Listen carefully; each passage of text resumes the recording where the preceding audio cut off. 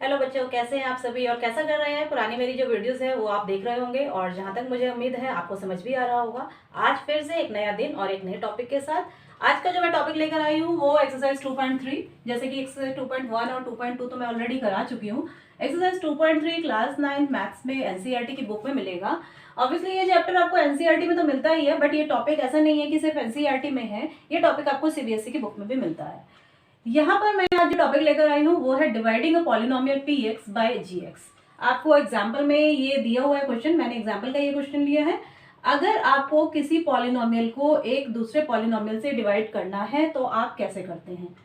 तो इसका एक सिंपल सा मेथड है जो मैं आज आपको बताऊंगी। सबसे पहले आपको अपना देखना होता है कि जो भी आपका पॉलिनोमियल दिया हुआ है, जो आपका डिवाइजर है और जो डिविडेंड और डिवाइजर दोनों ही एक्सपोनेंट की घटते हुए मींस डिसेंडिंग ऑर्डर में पावर की होनी चाहिए। सबसे पहले आप अपने डिविडेंड को देखते हैं। डिविडेंड की आप एक्सपोनेंट देखिए वेरिएबल्स की। वेरिएबल की यहाँ पर डिग्री 4, यहाँ पर 3, यहाँ पर 1 और यहाँ वेरिएबल नहीं है, मेन यहाँ वेरिएबल की डिग्री 0 है। और जो आपका डिवाइजर है वहां भी आप देख सकते हैं कि वेरिएबल की डिग्री यहाँ 1 है और यहाँ 0 है। तो आपको सबसे पहले ये चीज ध्यान में रखनी होती है कि चाहे वो डिवाइजर हो और चाहे वो डिविडेंड हो, दोनों के ही जो टर्म्स दी हुई हैं वो वेरिएबल के पावर की डिसेंडिंग ऑर्डर में अरेंज की हुई होनी चाहिए। कई बार तो आपको ये क्वेश्चन में किया हुआ मिल जाता है, लेकिन कई बार ऐसा भी होता है कि सपोज इन दोनों टर्म्स को ऐसे शफल कर दिया जाए, -3t इधर कर दिया और -4t³ इधर कर दिया जाए, तो उस केस में आपको इनको रीअरेंज खुद से करना होता है। फिर से बता रही हूँ कि एक्सपोनेंट की डिसेंडिंग ऑर्डर में ही आपका डिविडेंड और डिवाइजर दोनों होने चाहिए। जब एक बार आप ऐसा कर लेते हैं तब हमारा जो स्टेप है वो कैसे स्टार्ट करना है वो मैं आपको बताऊंगी। सबसे पहले आप अपने डिविडेंड की फर्स्ट टर्म को देखिए। मैंने पिछली वीडियो में भी बताया था, जैसे ही एक साइन आ जाता है तो वहां से नेक्स्ट टर्म स्टार्ट हो जाती है। यहाँ हमें 4 टर्म दिखाई दे रही है। 3t4 एक टर्म है, -4t³ दूसरी, -3t third term and -1 fourth term है। हमें अपनी सबसे पहली टर्म डिविडेंड की लेनी होती है, उसको आप यहाँ लिख लेते हैं। और डिवाइजर की भी फर्स्ट टर्म उसको भी आप ले लेते हैं और उससे इसको आप डिवाइड करते हैं। जब आप डिवाइड करेंगे, डिवाइड में एक्सपोनेंट माइनस हो जाते हैं। यहाँ 4, यहाँ डिग्री कुछ नहीं है, मीन 1 है, ऊपर जाएगा नेगेटिव, तो ये आपका 3t³ हो जाता है। आपने इसकी फर्स्ट टर्म को इसकी फर्स्ट टर्म से डिवाइड किया, जो भी आपकी टर्म आई उसको आपको यहाँ लिखना होता है। तो सबसे पहली वैल्यू आपको यहाँ फाइंड हो गई।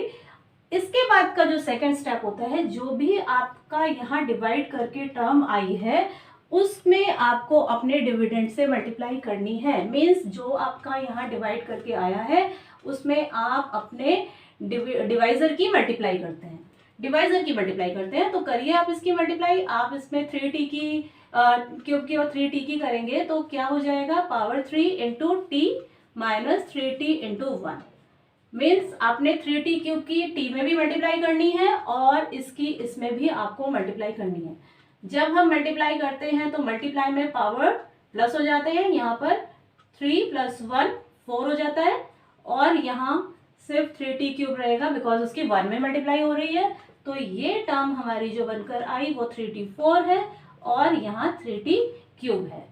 तो अब जो भी आपकी वैल्यूज आती हैं उसको आपको यहाँ इसके नीचे उतारना होता है और आपको इस तरह से अरेंज करते हुए उतारना होता है कि लाइक टर्म्स के नीचे ही उतरें। जैसे कि आप देख सकते हैं, मैंने 4 के नीचे 4 वाली टर्म को उतारा है और 3 के नीचे 3 वाली, जहाँ एक्सपोनेंट 3 है उसी के नीचे मैंने इसको उतारा है।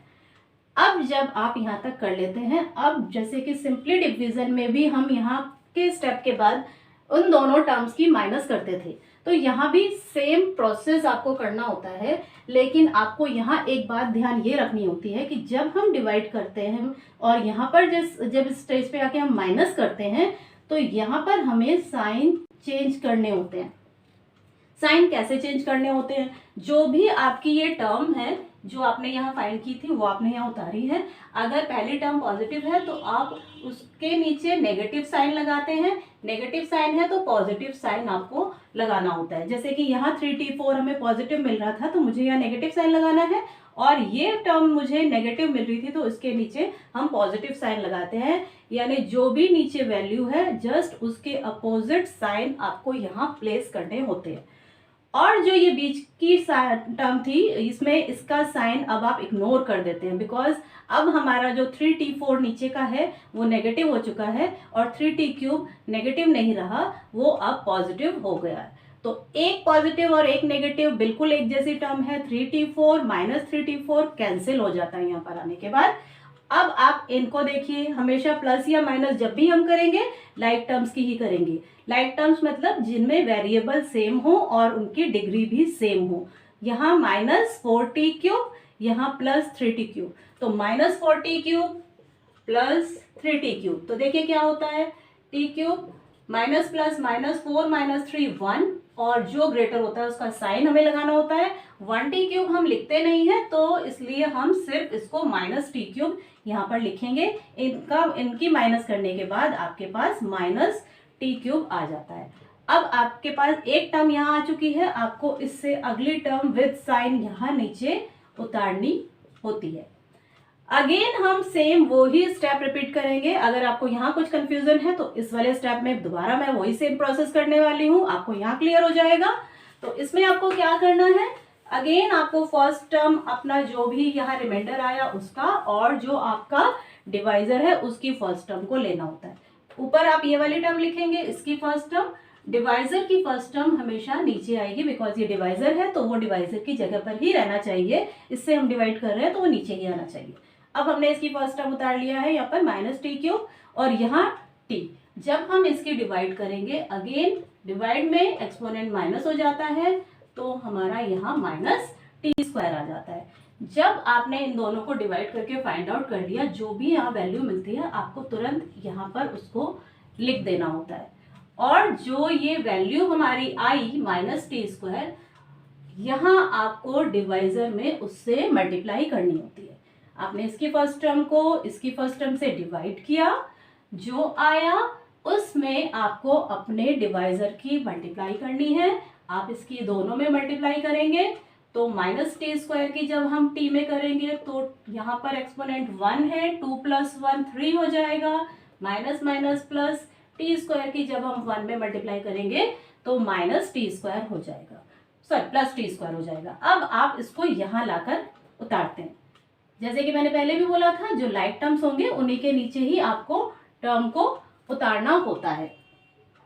तो अब देख लेते हैं हमारा यहाँ क्या बन गया।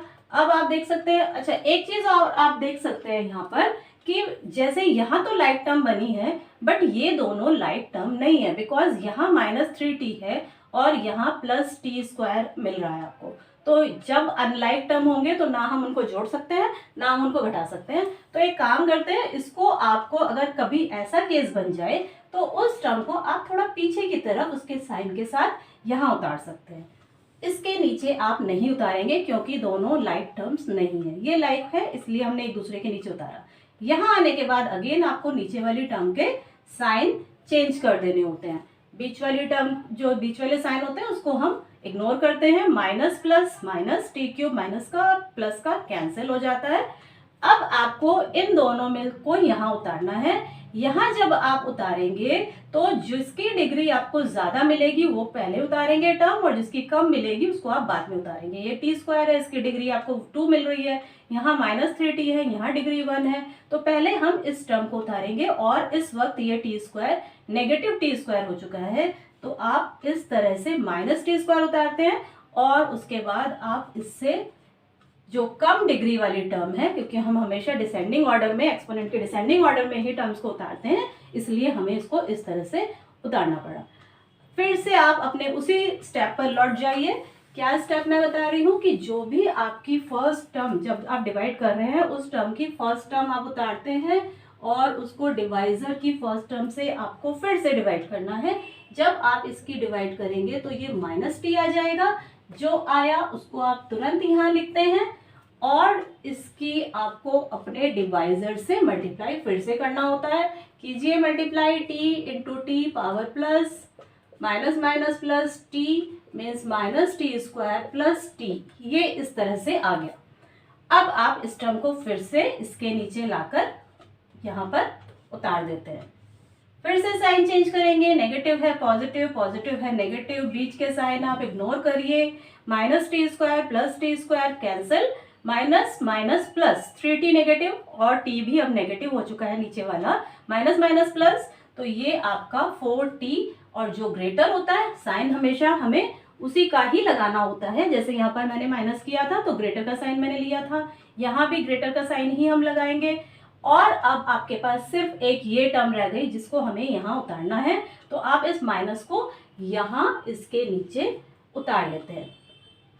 यहाँ आप -1 को उतार लेते हैं। अगेन आप इसकी फर्स्ट टर्म को इसकी फर्स्ट टर्म से डिवाइड करते हैं, -4t डिवाइड बाई t से t कैंसिल, -4 आया, जो भी आया आप उसको यहाँ लिखते हैं। अब -4 की आपको इसमें मल्टीप्लाई करना है, t-1 में आप मल्टीप्लाई करिए, -4t माइनस माइनस प्लस 4, 4 1 जा 4, यहाँ पर आप उतार देते हैं इसको। अगेन आपको यहाँ साइन चेंज करने होते हैं, बीच के साइन इग्नोर करते हैं, कैंसिल हो गया, -1 एंड -4 माइनस माइनस प्लस, तो 1 एंड 4 5, ग्रेटर नंबर वॉज 4, तो उसका ही हम साइन लगाते हैं, तो ये आपका रिमाइंडर हो गया। अब आप देख सकते हैं कि हमने एक पॉलिनोमियल को एक दूसरी पॉलिनोमियल से डिवाइड किया, यही स्टेप आपको फॉलो करते चले जाना है। यहाँ आपका रिमाइंडर -5 आ जाता है। यहाँ पर आपको आकर कैसे पता चलेगा कि हमारी डिवीजन फिनिश हो चुकी है, जब आपका जो रिमाइंडर है, आप देख सकते हैं कि रिमाइंडर जो है वो -5 है, और यहाँ जो कोई भी वेरिएबल नहीं है, कोई वेरिएबल नहीं होने का मतलब उस वेरिएबल की डिग्री 0 है, बिकॉज x⁻0 इज ऑलवेज 1। तो यहाँ पर डिग्री 0 होने की वजह से अब हमारा यहाँ स्टेप खत्म हो जाता है। आपको देखना है अपने रिमाइंडर की डिग्री, आपको देखना है अपने डिवाइजर की डिग्री। जब रिमाइंडर की डिग्री डिवाइजर की डिग्री से कम हो जाए, उस स्टेप पर आकर आपकी डिवीजन फिनिश हो जाती है। अगर कहीं भी कोई ऐसा कंफ्यूजन होता है कि आपको नहीं समझ में आ रहा है, तो सिर्फ आपको यही देखना है, अपने रिमाइंडर की डिग्री को फाइंड कीजिए। रिमाइंडर की डिग्री मुझे यहाँ 0 मिल रही है और डिवाइजर की डिग्री मुझे यहाँ 1 मिल रही है, और जो रिमाइंडर है वो लेस हो गया डिवाइजर की डिग्री से, मीन्स हमारा यहीं पर ये प्रोसेस फिनिश हो जाता है। तो डिवाइड तो हमारी हो चुकी है यहाँ पर, लेकिन हम इसको चेक भी कर सकते हैं। चेक कैसे करते हैं कि हमने ये जो डिवीजन किया है वो हमने सही भी किया है या नहीं किया है, उसका भी एक प्रोसेस है, और उसको भी आपको करके भी दिखाना होता है एग्जाम में। अब आप देख सकते हैं कि इस डिविडेंड को हमने इससे डिवाइड किया था, यानी इस पॉलिनोमियल का ये एक 0 हो सकता है। 0 होने का मतलब, पिछली एक्सरसाइज में भी मैंने बोला था कि जब कोई टर्म किसी वैल्यू की, किसी पॉलिनोमियल की 0 होती है, तो हम उसको 0 के इक्वल रख के t की वैल्यू यहाँ से हम फाइंड कर लेते हैं, -1 उधर जाएगा, +1, t हमारा 1 हो जाता है। अब जो ये t की वैल्यू आई, इस वैल्यू को आप अपने इस जो भी पॉलिनोमियल आपको गिवन था उसमें प्लेस करते हैं, यानी कि जो आपका डिविडेंड था उसमें आपको इसकी वैल्यू को प्लेस करना है। पिछले एक्सरसाइज में भी हमने किया था इस तरह के question, -4 1 to the power 3 -3 into 1 -1, तो 3 4 3 एंड -1। 1 की आप कितनी बार भी मल्टीप्लाई कीजिए 1 ही रहता है, तो 1 3 जा 3, 1 4 जा 4, 1 3 जा 3 एंड -1, +3 -3 कैंसिल, -4 -1 बचता है आपका यहाँ पर, -+4 एंड 1 5, यानी -5। तो आप देख सकते हैं कि जब हमने इतनी लंबी डिवाइड की तो भी हमारा रिमाइंडर -5 आया, और जब इस t की जगह पर हमने इसकी वैल्यू प्लेस की तो भी हमारा जो रिमाइंडर है वो -5 ही आया। तो इसका मतलब आपकी जो ये डिवीजन है परफेक्ट है, बिल्कुल सही है, इसमें कोई भी मिस्टेक नहीं है। इन केस आपके ये दोनों आंसर मैच नहीं होते हैं तो इसका मतलब आपको चेक करना चाहिए, हो सकता है आपके कोई नंबर की मिस्टेक हो या कोई साइन की मिस्टेक हो। वैसे तो अगर आप इस प्रोसेस को फॉलो करते जाएंगे तो कोई मिस्टेक होने के चांसेस ही नहीं है। तो इस एक्सरसाइज में तो 2.3 में 2 ही आपको टॉपिक दिए गए हैं, एक पॉलिनोमियल को दूसरे पॉलिनोमियल से डिवाइड करने का, और एक टॉपिक इसमें रिमाइंडर थ्योरम का भी दिया गया है। रिमाइंडर थ्योरम मैं ऑलरेडी अपनी वीडियो में दे चुकी हूँ, तो अगर आपने मेरे चैनल को सब्सक्राइब किया हुआ है तो आप उसमें जाके प्लेलिस्ट में ढूंढ सकते हैं। क्लास 9th मैथ्स में आपको रिमाइंडर थ्योरम का भी टॉपिक मिल जाता है। तो इस तरह से 2.3 के 2 टॉपिक आज मैंने इस वीडियो के थ्रू पूरे कर दिए हैं। उम्मीद करती हूँ आप लोगों को समझ में आया होगा। आप मेरे वीडियोस को इसी तरह से देखते रहिए, लाइक कीजिए, सब्सक्राइब कीजिए, और अगली वीडियो जो होगी वो मेरी एक्सरसाइज 2.4 की होगी, तो वेट कीजिए, जल्दी ही मैं अपने नए वीडियो में नए टॉपिक के साथ आपके सामने आने वाली हूँ। तब तक के लिए थैंक यू सो मच।